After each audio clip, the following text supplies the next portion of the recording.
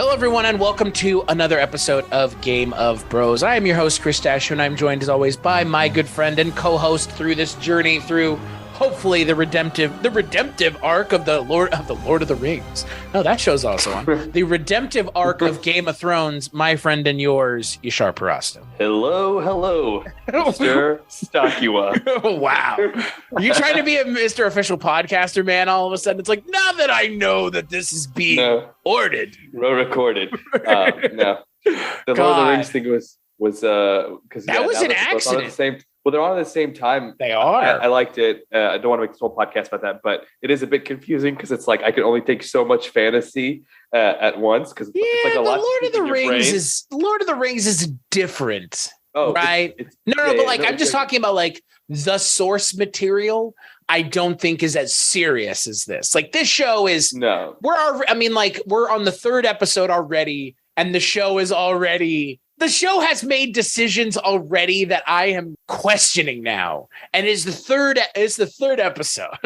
You're saying I shouldn't marry my 2-year-old half-sibling to ensure the throne? God! So on this episode of Game of Bros, we're talking about the third episode of HBO's latest Game of Thrones iteration, House of the Dragon. So the episode is titled Second of His Name. It aired September 4th, 2022, is written by Gabe Fonseca and was written by Gabe Fonseca and Ryan Condal and directed by Greg Yaitanes. And what does this episode have to do with? Well, ladies and gentlemen, we're jumping 2 years into the future right out of the gate. 3 years on, Daemon Targaryen and Corlys Velaryon are losing to the Crabfeeder, and they are asking for help. Mr. Krabs is what I've been referring to him as. Best strategy of all, apparently, is the the Afghani insurgent model, which is apparently dragons, similar to tanks and helicopters, can't do anything when people are hiding in caves other than, and I know that this is going to sound shocking, why not just walk the dragon up to the cave and shoot the fire into the cave? Because you know what? Realistically, just bear with me here. If a dragon is standing at the mouth of a cave and the cave has no exit, not that I'm saying it doesn't, but you could realistically surmise that if a dragon shoots fire through a cave, it's going to go until it stops, probably. You could at least get some, smoke asphyxiation going on in there. Something. Yeah. But apparently, Prince Draghas Crabfeeder has the best strategy known to man against dragons. Just hide in a cave. Yeah, on the beachfront of all. Like, it's not even they're hiding in caves that are hard to find. They can see them from boats coming out of these caves going. And I'm also like, how are they even fighting? Like, they're not really fighting. It's like 3 years. Daemon Targaryen and Corlys Velaryon are fight. Like, also, like, how are they getting supply? Not Daemon, but like the people hiding in the caves, like they could choke them off. Like, well, they were getting supplies from the free cities, but like, again, how? You just hit them with the dragons. Yeah. How could they get the supplies in? Right. Like, are they getting them through the caves? Like, again, it's all of a sudden with this show, we've just given up on logic. Third episode in, like, what the hell is going on? Why don't we get to that part at the end of the episode? We'll do a deep dive on the battle. Because we'll have a lot to talk about with that. But so outside of the Stepstone, which is where the main conflict is taking place, the physical conflict is taking place, back over in King's Landing, we have the king, Viserys, who now has a son who is born of Alicent Hightower. And so we're moving into the future here with this. So the son is 2 years old at this point, and Rhaenyra is convinced she is going to be taken out of the succession equation because now the king has a proper son heir, which logistically, theoretically, he would be 100% validated in doing so. But the king makes it a point to mention he's not going to do that. There is a whole issue with that, with Rhaenyra's character, and then we get them going and hunting on the baby's name day, which for the magical white elk, that kind of is like a good omen. Right. And also a fucking MacGuffin in this episode, but a different story entirely. And so we get a conflict at King's Landing with Rhaenyra feeling like she's being passed over. We have the conflict at the Stepstones with Daemon and Corlys Velaryon. And then we have this kind of hunting procession that takes place towards the end of the episode. So Yashar, right before we kind of get further into the episode than we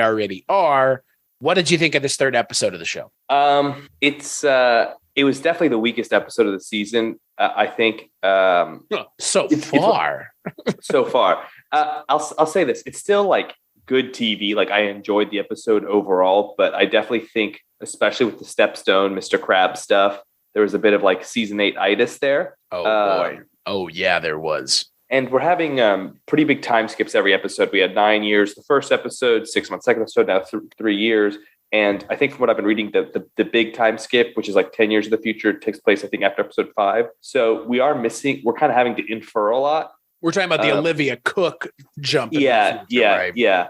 Which I think 10 I thought it was coming at this episode, didn't you? Like, I thought we were here. Yeah, but I was reading an article and I think they said 5 is when they're doing like the major time skip. Interesting. So I've been trying to stay away from like information about this show because because what happened with Game of Thrones was I was so invested that I was reading a bunch of stuff and it ruined the already bad season 8 for me because again, I think everybody and their mother was prognosticating on what they thought was going to happen. And I think everything everybody else came up with was better than what we got. And so I stopped reading those websites because I didn't want to build up this show more than it's already doing an attempt at trying to build a world and build a reason for me to care about it. And that's fair. I just don't this is like a thing we just know is happening. It's just like, we don't know the episode. Right. But like, it's not, I don't think they're trying to be. It's coming. 100%. And so we're having to infer a lot. And maybe that's because we have maybe a smaller cast of, not a smaller cast of characters overall, but a smaller like overall story than the original Game of Thrones. Like there's still a ton of characters of which it's hard to keep track of, but there's not as many like main points of view. It's all around the Targaryens. So, the politicking stuff is still interesting.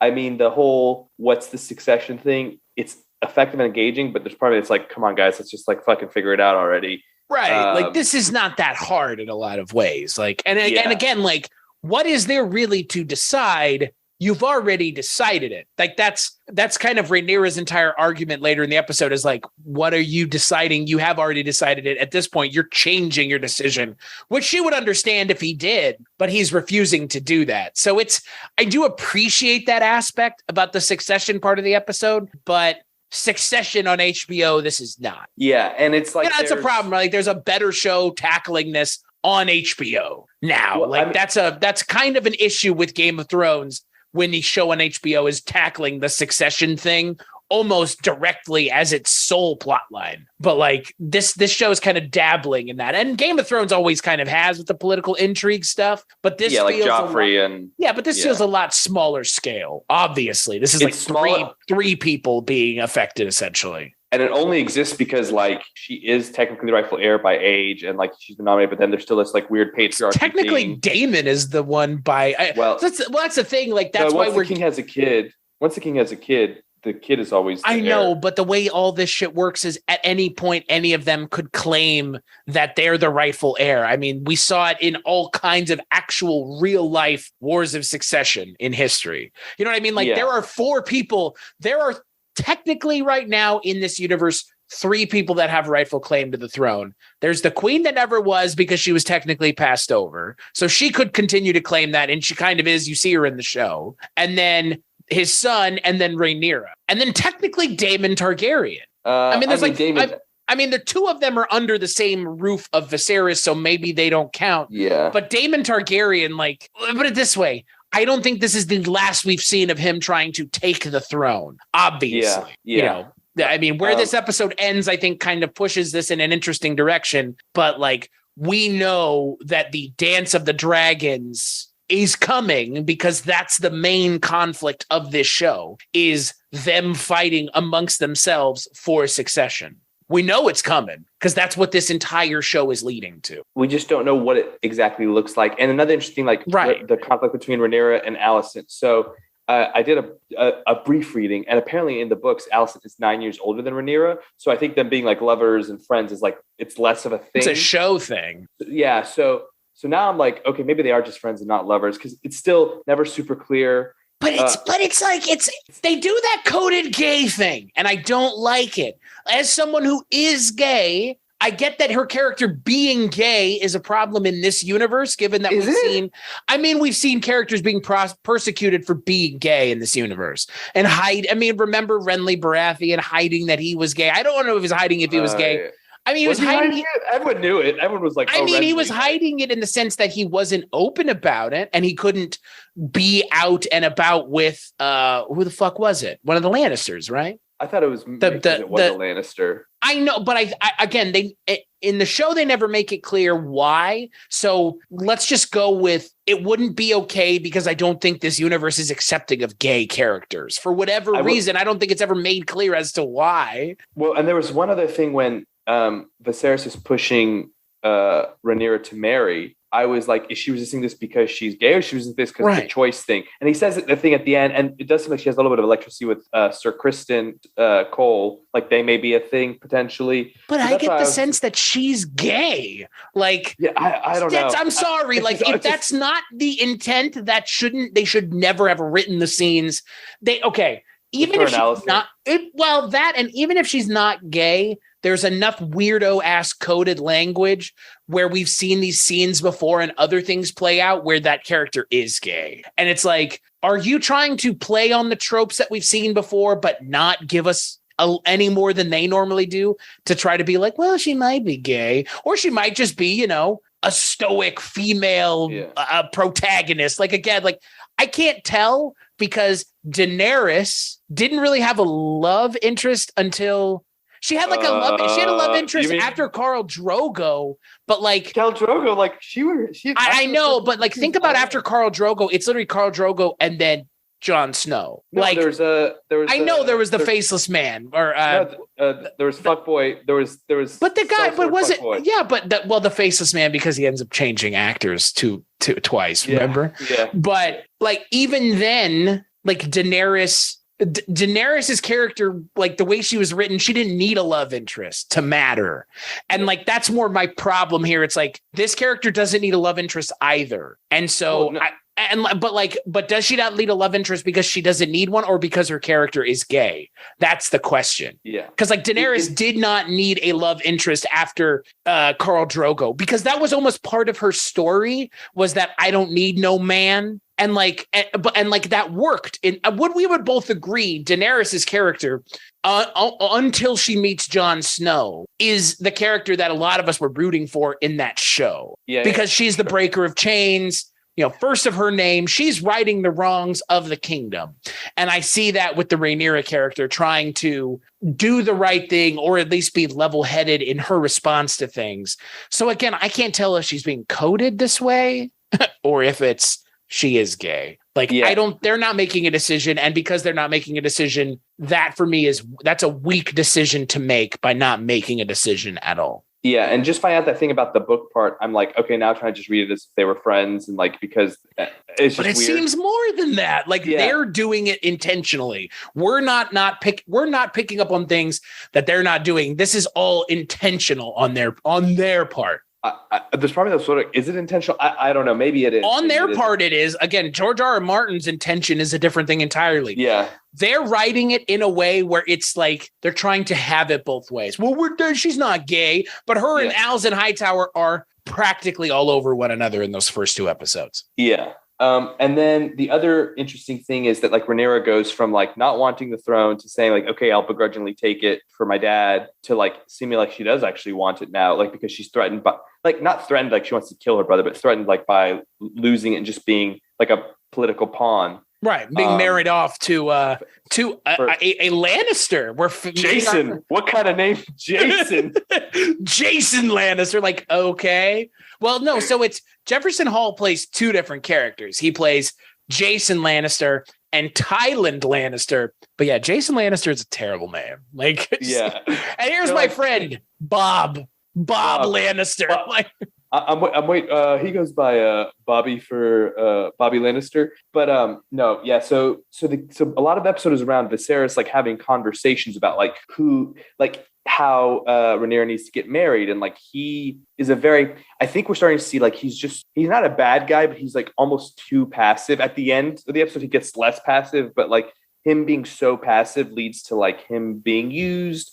And then also just him getting in all of these conversations. And he says the thing where I feel like for the rest of my life, I'm going to, be disappointing one person to help bring another, more or less. Well, and then he's also complaining. He's like, even on my child's name day, I can't get out from underneath this politicking. And it's like, dude, you're the king. The king. That's your job. You're like, this is never good. Like I honestly feel like Viserys should have been written more as a reluctant king character because they're writing him that way without like really pushing the issue. Do you know what I mean? Like they're painting him as somewhat of a reluctant king in a lot of ways. And like definitely a king who is not in control of the situation, but there is this like reluctantness to him in this episode. It's kind of been there, but now they're like really leaning on it. Cause like, again, I think he knows his days are coming to an end type thing. Yeah. And then like he says that thing to Rhaenyra, which was kind of interesting when they're fighting in so the whole premise is they go on this hunt. Someone said we saw a white elk, which is like historically what it's like a white buffalo.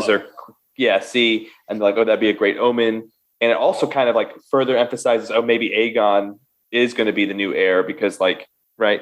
And so they go do that. And he says, and Rhaenyra like talks to Jason Lannister, does not like what's happening, like knows like the king is kind of conspiring to marry her off and like already feels distant. We don't know if it's because of Aegon. We don't know really if it's because of Millicent or Alicent or just like generally like feeling like she's losing her status in the court. There's several reasons that could be the case and it's not explicit, but we can imply a few of them. And he says, even I do not exist above duty and tradition. Like Viserys says that to Rhaenyra to be like, yo, like I'm the king and I got to deal with this bullshit. Like I had to kind of marry Alicent. Right. So, But then she counters, she's like, but if you had wanted to marry solely for advantage, you would have married the 12-year-old. The now 14-year-old. Yeah.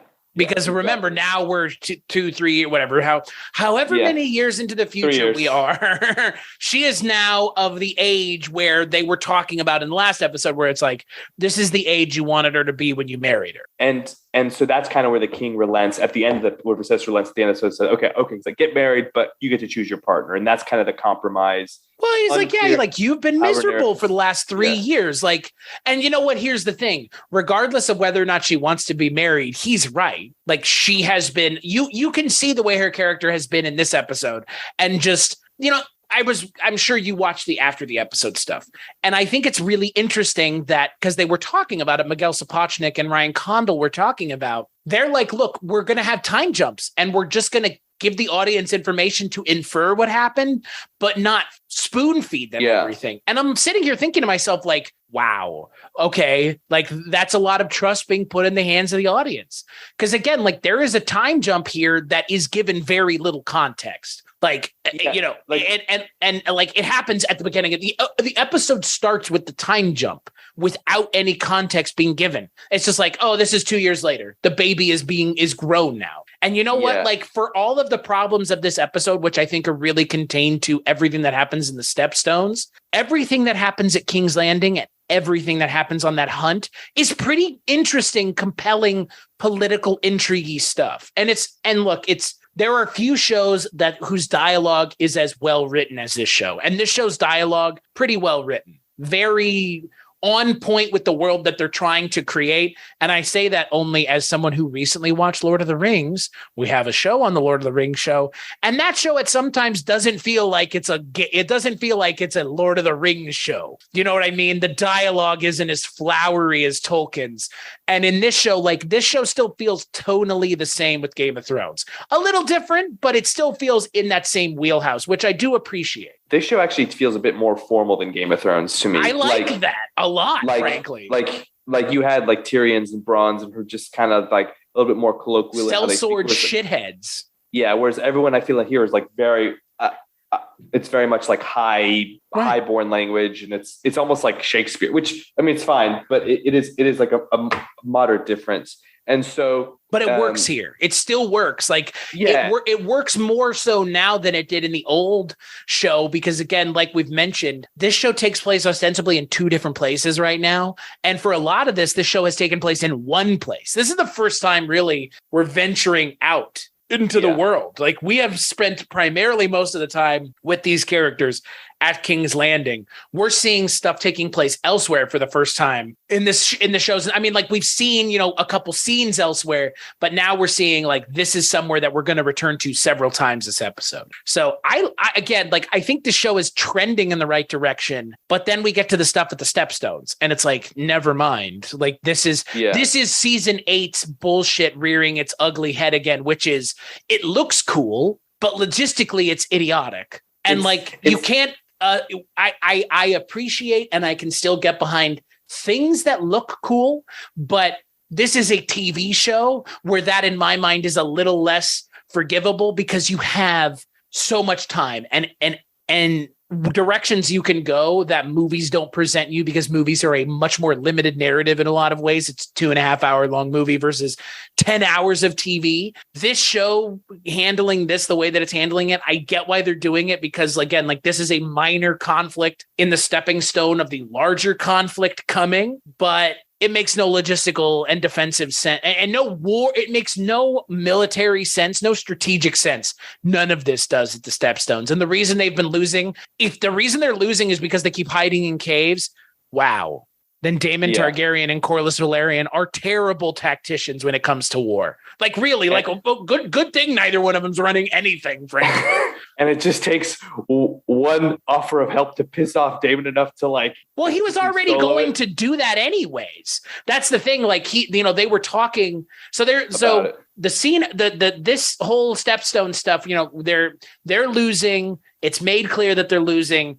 You have this scene where Daemon shows up with Caraxes and he goes and he's walking around the beachfront with the dragon. And then the dragon starts getting shot at by these arrow men up on a cliff who Caraxes could just kill. And he does kill later in the episode. But you get the sense that like, I didn't understand why they were fighting them at this beachfront constantly and not winning. Cause again, it's just like 3 years. I know I don't know. Like it's really hard to fathom that unless it was like they really just showed up with like 2 boats of dudes and we're like, okay, we've got this. And then it ballooned out of there. But like 3 years of that. And then we learned they had 2 dragons. And the opening of the episode is actually like right after the end of last episode. Daemon goes straight to the stepping stones, wipes out like a good amount of Mr. Krabs's people. And then as you think maybe with the best single shot was that guy begging to be saved by Daemon and the dragon just stepping on him, like really emphasizes that Daemon does not give a single fuck. Right. And that dragons nor should he. And dragons aren't a particularly like precise form of, like, I mean, they're WMDs, right? They're like nukes. I mean, again, like we'll talk all about using dragons while your own people are on the field of battle. Like it feels again, the titular dragons of this show, I feel like in the OG show were like a plot device, right? Like the Night King needs a dragon. Yeah. But it does nothing with it other than break the wall down. Cool. That's important. It's important, but breaking the wall. But then nothing else comes of it. Like, the dragon is a much bigger deal than just blowing up the wall. They are, like you said, they change the landscape of a fight because they can fucking vaporize people. Like, I don't think people understand how terrifying dragons are in like our universe. If these things were flying around in our world, they would be horrifying. Yeah, and like that's with like guns and missiles and all that kind of stuff. Right. And like in this universe, they have like bows and arrows and shit. So I don't know, like they do a good job of making us understand that like having dragons at this point in time is a big deal. And like it is in the original show too, but like again, that's why the Targaryens rule. Right, but now this is literally why they're in power. Because what do you do against the people who have dragons? Like, don't piss them off. That's what you do. So they don't come and fucking burn you out of your hole in the ground or your cave on the beachfront. Because again, if you go and hide in a cave and you see them go in there, just follow with your dragon and blow them up. Like, again, this is not a CinemaSins plot hole. This is a poor writing. Like, I don't. Yeah. I have a hard time believing these dudes were sitting in caves for 3 years on a beachfront. We're not talking Afghanistan where they're in the mountains and they're far back in these caves and they've been there for hundreds of years, and this is like a known cultural area for them. Like, this is just a fucking beachfront. Yeah, it's the Stepstones, but like it's like they had to do the 3 year time jump for Aegon's, and they also did Daemon's story like simultaneous, whereas like they said, hey, this is like 2 or 3 months, I could say, okay, like that seems a little less silly, like even then, but I'm like, whatever, a few months you can hide out. But the fact that they said 3 years, and you kind of see, and you're just like, they have 2 dragons that we know of, maybe more. Like they, at one point they had Valerian's strongest fleet in Westeros and all that, and it's like, and we don't even know like what the crab feeder's deal is. I guess he has, what's the thing that Jorah has? Dragon scale. He has dragon scale, and he just kind of looks quite feral, and also he's basically killed off screen. Not basically killed off screen. He is killed off screen. I was looking about his fine. Yeah, his character in the book is killed. The character in his Yeah. book is killed in one sentence. Like Daemon Targaryen cleaves his head off in one fell swoop. So again, if you knew that before the episode, you probably were going to be like, well, the crab feeder's just going to die. We got our hopes up way too high, apparently, about the crab feeder character because he got snoked, baby, big time. Like, oh yeah. And like, again, like I know that the conflict of this show is the Dance of the Dragons, and it's the Targaryen household imploding. But man, what a cool character, at least in theory, in presentation, and then in execution. When Daemon walked out of the cave at the end of the episode, dragging the upper half of the crab feeder, I was like, wow, really? Yeah. Okay. Like, and I guess like that was just to, I don't know, give him some sort of win. I guess obviously we are going to jump like from the beginning of this show to the time jump 10 years. So we can't have Mr. Krabs as like the villain for a decade, but we already had him as a villain for 3 years. Yeah, I guess. How is that any less valid? Like, really? And while this is happening, so let's go back to the hunt. So the hunt ends with Rhaenyra getting quite pissed. She runs off. Kristen Cole follows her. They kind of have like a flirtation, and they fight off like a boar that attacks. Rhaenyra brutalizes a boar. Brutalizes it with a knife. Again, but her character takes no shit. Like, I appreciate how badass of a character she is. Like, she takes no shit. But we also need to highlight that earlier in the episode, she says she doesn't like hunting because like the boars squeal like children. Like, she doesn't like just violence for violence sake. It was like self-defense. And then the king has like a quite pathetic hunt where they find an elk that isn't the white elk, and he's a big one, and he like very pathetically, while this thing is like tied down by like 5 literally tied down, like stabs it twice, and you can just see this guy just is so burnt out by like life, by all of his politics and decision making, and the fact that he's like, fuck, I can't even kill this thing with one fell swoop, and it's not even the thing that I wanted. And at the same time, we see Rhaenyra, the white elk, comes to her. Kristen's like, is it Tristan Cole or Kristen Cole? Kristen. Weird name.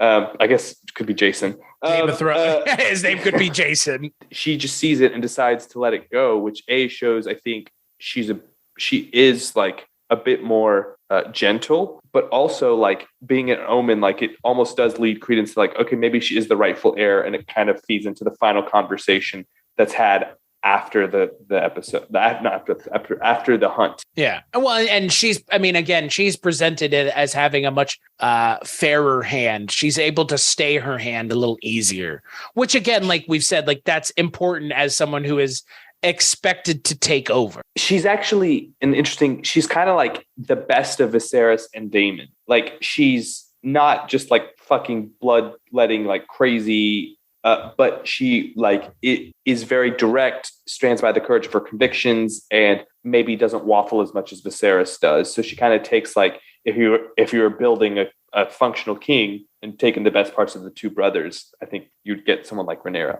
I agree. I'm with you 100%. I mean, that is the biggest success of the show, I think, so far is, all the other characters aside, we know who the main character of the show is. It's Rhaenyra Targaryen. And she's very well written. She's a well-rounded, believable character. I was worried that she was going to be too good at what she does from the start. And so you're presented with a Rey from Star Wars problem where it's like, are we to believe that she is just good at everything now?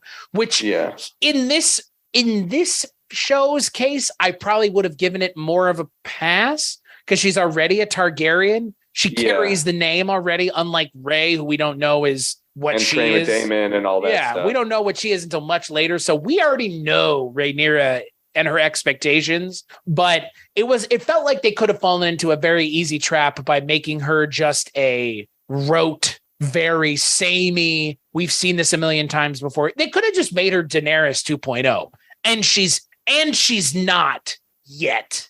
And I don't think she'll get there either. She won't get to the final version of Daenerys, but she definitely shares a lot of like Daenerys' characteristics. I think I think the best parts of Daenerys. Rhaenyra exhibits. Because again, I mean, early Daenerys was a great character. I mean, again, like the character of Daenerys early on was the character that you got excited about for the show because she's the one who's coming with the dragons. She's going to right the wrongs. And Rhaenyra feels the same way right now. She is going to do the right thing when it calls for it, when the time calls for it. And like that was the expectation with Daenerys. I think we all had as we were ending that show. And then it, obviously got turned on its head. But I think Rhaenyra's history's already been written. We know where the character is going for all intents and purposes. So, there is that also. But at the same time, Rhaenyra is at least right now, a character that's still interesting and still being written a little bit more nuanced than, again, Daenerys was towards the end of the show. But again, we'll now, see. The show still has a lot of luster on it. It's still shiny. Hasn't been worn down yet like Game of Thrones was by season 8. So what are we thinking about? Obviously Otto is manipulating Alicent. I'm still a little unclear on what Otto, is Otto doing? Because he think it's genuinely better for the realm to have a male heir, or is it because he wants his bloodline and he's like, could be both. I mean, if you ask that question, if you can't answer the question, then you shouldn't be doing either. You know what I mean? That's why Viserys that's why I feel like Viserys is like, I can't because Rhys Ifans' character is he's not coming from an unbiased position. His daughter is the queen.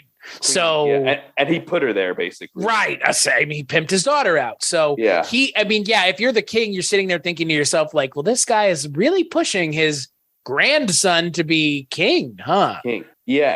And he even says, Rhys even says that conversation where he's like, you need to have the king see straight to his daughter because she obviously is like the person who has the most sway on him because she really gets Viserys. And you get that. Like I don't know how in love they are. They seem to have a decent relationship, but they at least understand, or at least she understands him. We don't really see it the other way. Not to say it doesn't exist, but Alicent is not the character that we're invested in. No, and maybe we should be, but I don't think we're there yet. We wish she will.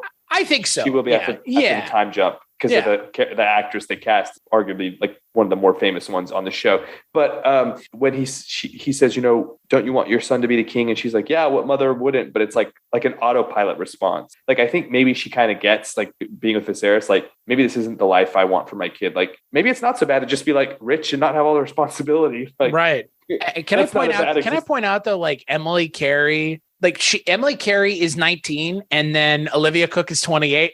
Man, she looks way different real fast. I feel like they're getting really close with the time jump to it being because now it's been almost 4 years since the first episode, and they don't look a day older. I guess Alicent kind of does. They definitely dress her older. She looks a lot older than Rhaenyra does. But Rhaenyra and Alicent are played by different actresses from here on out. Maybe not this next episode, but episode 5.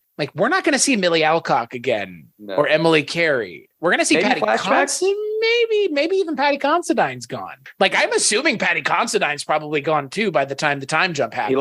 He lost 2 fingers. Did you notice that? I did. The maggots didn't help, apparently. I'm very curious to see how this time jump is going to work because so obviously it's going to do with the kid, the little brother. And I think there might be, and she's pregnant too. So there's going to be another, I don't know, boy or girl. It's going to be the kid's older. And I feel like it's just been hard for I feel like it's hard for the show to give us interesting stakes when the show is jumping into the future every episode. Like we can't get grounded. We can't get grounded in the world because the world is like just full tilting downhill. I do think once we get the like full jump, it'll probably be less. I don't think it'll be like 3 years every episode. I hope so. I mean, that's my hope is like when the actual jump happens, it's like we're here now until the end of the story. And like, because like we didn't really, how did Alicent feel about getting engaged? Like we didn't really see the conversation between Rhaenyra and Alicent, or when Alicent was first pregnant. And like we make a lot of assumptions to your point, you know, you can infer generally, but some of these actually would actually be good to give us some context on, because we're still like, you know, Otto seems to have the king's best interest, but now it's like, it's hard to tell like how self-interested he is. And like, and the king kind of gets that because what's that guy's name? Is it Lionel? The master of the laws. He's like, you want my opinion? Yeah. And he actually is a bit more subtle. Like he's not as hammering the king. He's like, look, I'll tell you what I want to tell you. You make your decision. You're the king. Right. And the king's like, oh, you just want your son, Mr. Hardbone, or, you know, Woodcock, or whatever his name is. Hardbone. I think that would be your name in this world. This is Yashar Hardbones. Breakbones, you mean? Yeah, and he's apparently briefly in the episode. I didn't even notice him. I did notice the other son, the one has a limp. He's also, I think, Lionel Strong's son. He sat with the women that were gossiping about Clubfoot. Yeah, but you know, because the king's so cynical, Viserys is so cynical. He's like, everyone just wants and wants. He's like, oh, you just want your son to marry? And he's like, actually, no. Valerian's son, who makes the most sense. Whose wig is not as bad as his sister's, but still not great. Why can't they just give these guys short hair? I don't get it, and just dye it. But his hair looks the least of all the Valerian characters. Vaemond Valerian, Vaemond's the uncle. Corlys's Vaemond is Corlys's brother, and his doesn't look as bad. Yeah, and then Corlys's son Laenor's wig doesn't look very bad either. But Corlys's wig still looks awful. And hopefully we never see his daughter again, unless she grows up. I think we're going to see her grown up, I think that's a given, right? Otto's like talks sense into Viserys and about Aegon becoming the heir, but she actually talks to him about helping Daemon, because we didn't highlight that the people that asked the king to help, and he's like, no, this is Daemon and Corlys's war. Like, if I help now, I kind of seem weak. Like, you can do whatever the fuck you want. But he's like, he's trying to let them suffer the consequences of their actions. That's his strategy. And they have a good conversation where he talks to Alicent about how he's a dreamer rather than a writer, which is like he has visions, and he had the whole vision about having a son as the king. And then he's like, well, what if I was wrong? And that whole thing is like, what if I was wrong about having a son? What if he was wrong about Rhaenyra? What if he was wrong about Aegon? What if he was wrong about Daemon? That's so broad. It's like he's so uncertain about himself, right? Which plays out. And look, what are you supposed to do in this situation? You've decided to not make your brother the heir. You've chosen your daughter. You sacrificed your wife and for your other son, who also died.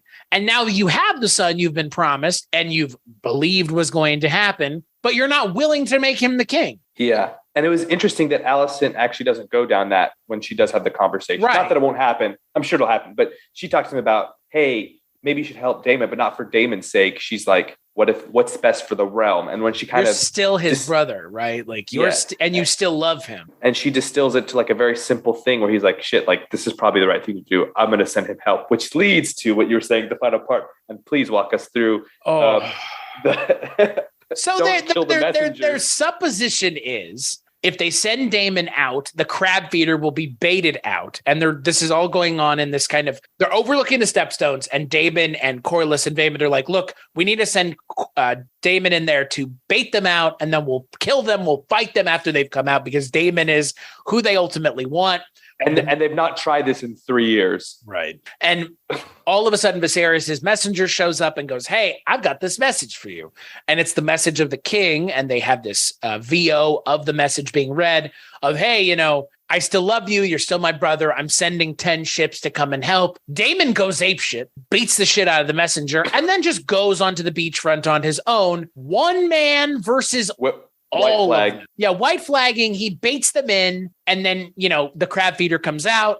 His guys are sitting there. There's like 50 dudes with arrows, all ready to annihilate Daemon should he do anything. Of course, Daemon baits all of these guys in, and he just starts killing them. All of these dudes. There's 60 or 70 dudes, and Daemon just kills all of them. And look, again, Daemon is meant to be portrayed as this like bloodlusting monster who does just kill people with wanton abandon. So I believe it and it makes sense. But like you mentioned, it took him 3 years to do this. And all of a sudden, these pirates seem like the most ineffectual dipshits this side of, I don't even know who in this universe. Like we've not seen a force this inept in this universe before. Like these guys just run and die. Like, I don't know how else to describe it. And the thing was, like, there's a point where Daemon actually gets hit by a couple arrows and you're like, oh, but then as soon as he got hit by arrows, like, it's obvious he's like drawing them in to use a dragon. But what we don't know is that the dragon is Corlys's son. I'm so bad at Corlys's son. The son. Yeah. And that we didn't even know he had a dragon. Right. He has his own dragon. So it's like a third dragon now. He comes in and basically like just wrecks everyone. And then Corlys brings his troops in.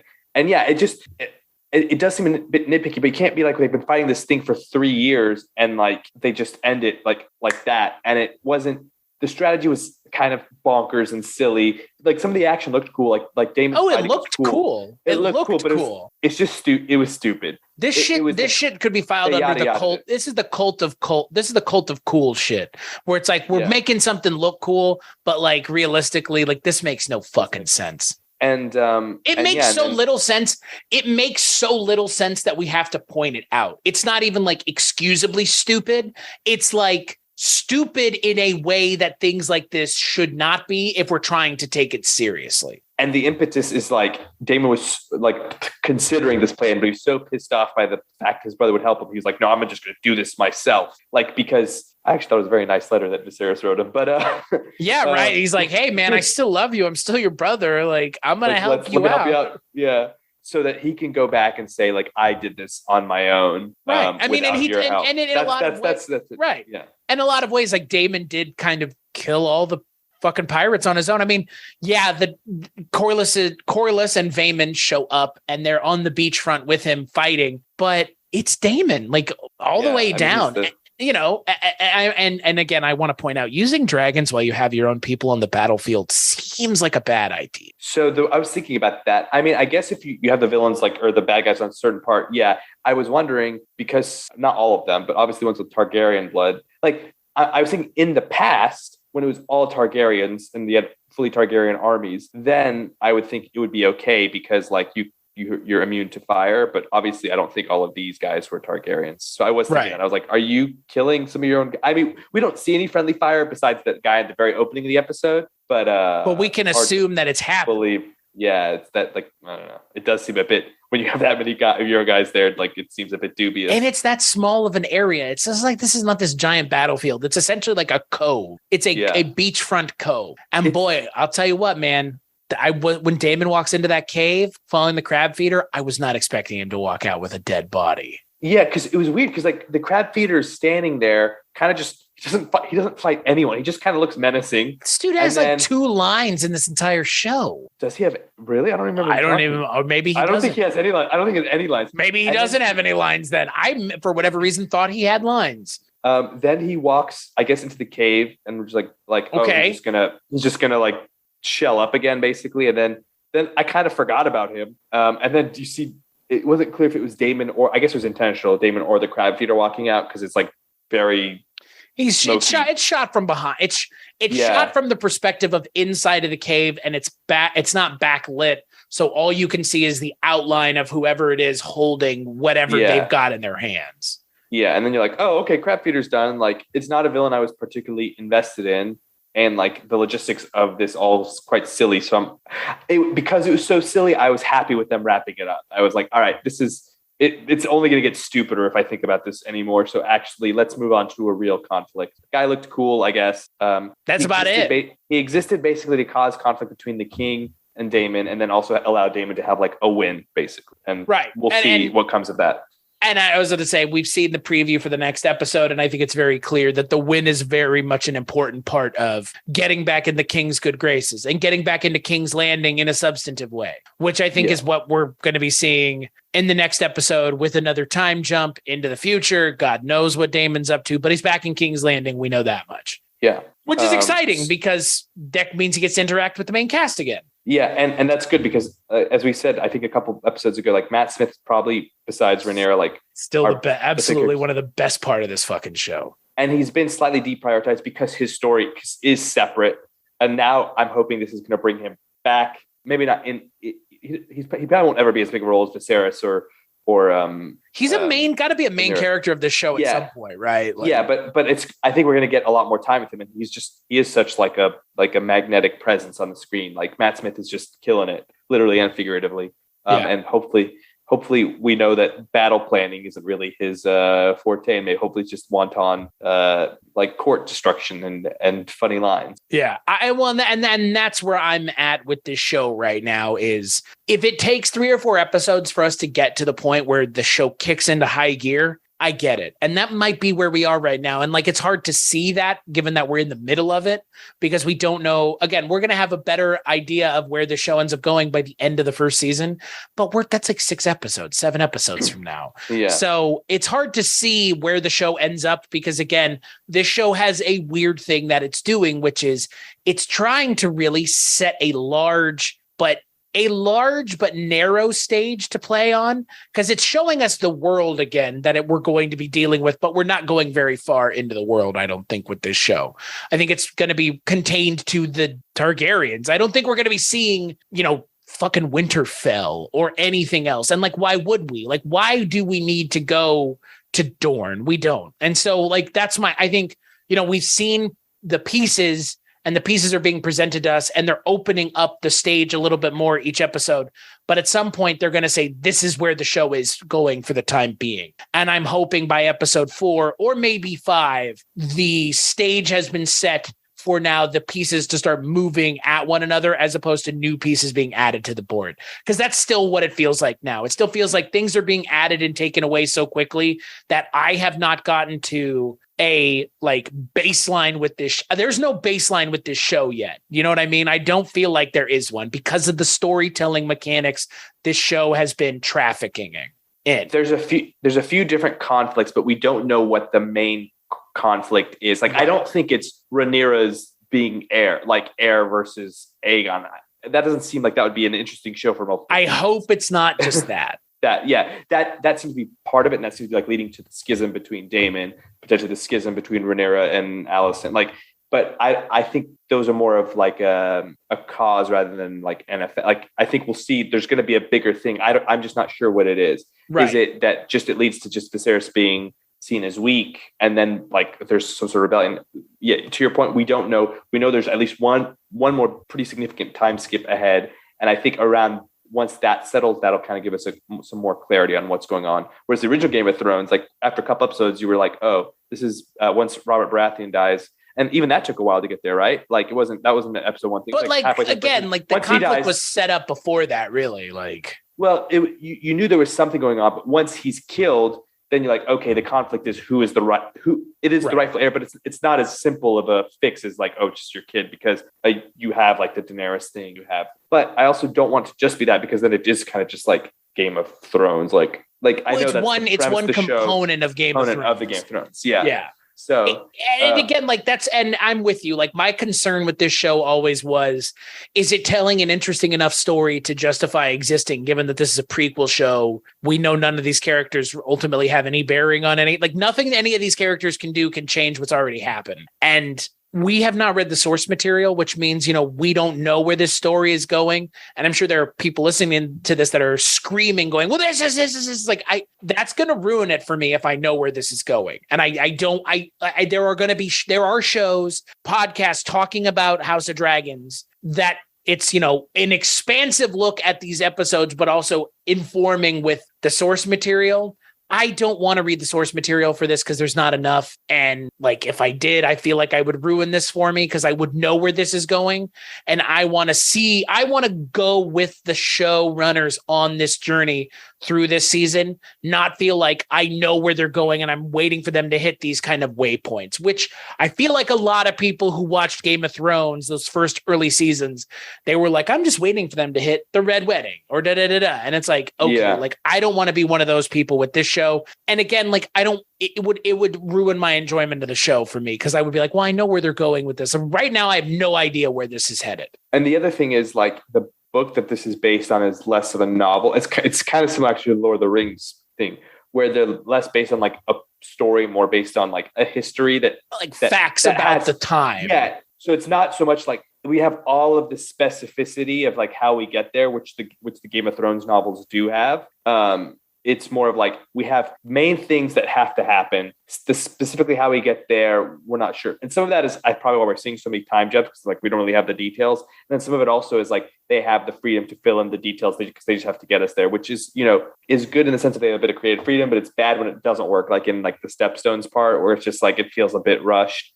Well, what they should have done with the Stepstones is just have that conflict get dealt with at the beginning of the episode. So then you time jump it after that. You could do like 2 time jumps. It's like a couple month time jump and then a couple year time jump. But like just doing 3 years and saying like, you have to believe that they could not fight these guys at the Stepstones for 3 years. It's like, you're devaluing your characters in your own show by doing that, by making them seem like dummies. Because like Daemon Targaryen up until this point, I like believe that he's a calculating smart dude, and now it's like, and Corlys we know is like right, strategically really smart. With Corlys. So it's like you're devaluing your characters by making them seem like fucking idiots. Which was like a whole thing in Game of Thrones. Like they did the same thing with Viserys in Game of Thrones and Littlefinger. Like they took the smartest dudes in the realm and made them and Tyrion and Littlefinger and Viserys. They took the smartest dudes in the realm and made them the biggest idiots. And so like they're like my, we said season 8 itis, and like I get flashbacks of that with this plot line. It's like, this is so unbelievably like dumb, because it's just like it's not believable. It's so unbelievably stupid that you're just like, oh God, like, are they already doing this? Because again, like after the way this 8th season of the show ended, you can't blame us for being concerned that it's going to walk into the same traps that the first 8 seasons of this show did. Like, this is its own show, but it's effectively Game of Thrones season 9. Like, I mean, in a lot of ways, season -1. Right. Like it's trying to avoid the mistakes of previous seasons, and it knows to avoid those mistakes because those seasons weren't successful at doing them either. It's smart to hire Tim Porter as the editor for this episode, because he's the guy who edited the Battle of the Bastards, and you've got this show's first big war scene, which this show is kind of now known for. But again, like if the logic behind that scene is not sound, I don't give a shit how good it looks. And that's like the problem with the logic behind the show a little bit is I don't want them to fall into the trap that Game of Thrones OG did, which is presenting stuff that looks cool but not giving a shit if it makes any sense. Yeah, no, I get you. And that's kind of where I am with the stuff that happened at the Stepstones. It's like it looked cool, but logistically, strategically, just indefensibly stupid. For me, it's just like I'm interested to obviously see where this goes. Because the Crab Man wasn't like the main villain or whatever, I'm maybe a bit more forgiving about how it was handled. Still in on the show, hoping we talk a little bit less about the succession. Maybe ever get full rid of the succession, but the patriarchy stuff is getting a little old. The patriarchy stuff, again, I don't know how many times. I don't think they need to bring it up in every episode. Because what else? I'm not saying that they don't need to bring it up again, but in the last episode, they were hammering it. Well, and in the last episode, they had that scene with Rhaenyra and the queen who wasn't. I'm like, I was thinking to myself, like, what more do you need to say? Like, really, like you can reinforce that theme, but you don't need to like remind us every episode, like of what's going on. Like we understand the way the universe is. In a lot of ways, it's the way our own universe is. Yeah. It's like, a woman, the queen, a woman in power. And that pisses people off. Like, yeah, it does even in our reality. So, and it's clear. And sometimes it informs the story, and we needed maybe a nudge about it for the Aegon. But you don't need to like really hammer it home every episode. Like, because at some point I'm going to stop caring. Like, and you're going to just make me just be like, I get it. Like, you don't have to reinforce this for me. I got it the first time you did it. Maybe the second time, but like, I don't need the third or fourth or fifth. I don't need you to do it every episode. And like, now it's twice in a row. They're going to make it 3 and then 4. Like, I just, subtlety wins the day with TV shows. Like I say this episode, while the weakest episode of the show so far, I mean, only 3 episodes in, It's good, not great, but I enjoyed it. I'm still in on the show. Obviously, I mean, not every show is going to be a home run. And still interested to see where this goes next week. Yeah, I'm with you. You know, it's again, the strategic idiocy of this episode aside, and the decisions that some of the characters make that again seem very season 8 of this show, seem very lazy writing. You know, again, like this, I've said this before and I'll say it again. Even bad episodes of stuff like this are still better than like most things on TV. Yeah. I would say that this show is in the top 15 percentile of TV shows being presented on TV, and that's a very small group. I mean, between the acting and the budget and like you're not, even if it's stupid, you'll be like, well, these performances were good, or like I saw something cool with the dragon. Like, it's not going to get where season 8 of this series got, or the previous series got, where it's like, it's been so aggressively stupid for so long at this point that I don't care anymore. I hope the show never gets there. But yeah, like there is some dumb shit in this episode, but at the same time, like I can overlook it. But it's the problem becomes when we get to the point where we can't overlook it anymore. And that takes a while. But my concern is, having been worn down by Game of Thrones and that show flaming so hard, I just don't want this show to even verge on that. Like, at least not in the first season. Like this is a new show. Like, yes, it's based off of Game of Thrones, but it is a new show with all new people, with all new cast, all new showrunners. Like, yeah, HBO's involved, but like the names on this show that are connected to it that have cred with the first show are like Ramin Djawadi and like and George R.R. Martin. But like most people that are on this show had nothing to do with the first one. So that's why it's like, we need to temper our expectations about where they can go and how they can do what they're doing, but hope to God they don't make the mistakes that Benioff and Weiss did. Because again, like at some point we can't overlook it. We're not there yet, but some of the stuff in this episode, it was just like, man, we've seen this. Don't do this, please. Don't do this to us because somebody else already has. So yeah, no. The next time you hear us, we'll be talking about the 4th episode of the first season. That episode is titled King of the Narrow Sea, and that character that they're talking about, I think now it'll be 2 episodes titled after Matt Smith's character, because we've already been shown in the preview for the next episode he is the titular King of the Narrow Sea, and the Rogue Prince was what he was being referred to in the second episode of the show. So I'm looking forward to it. So until then, Yashar, I would give you an opportunity to plug where you're at on social media, but you're not anywhere. But I'm basically anonymous. Yeah, so you're the hacker known as 4chan. So as for me, you can find me at cstashu.com. That's my link tree. Go there for all the things that I work on. And as for this show, gameofbros.com. You can find it everywhere you can find podcasts at this point, which is a lot of places. So just search Game of Bros. We're the only show called Game of Bros about Game of Thrones. At least make sure to catch us on the next episode.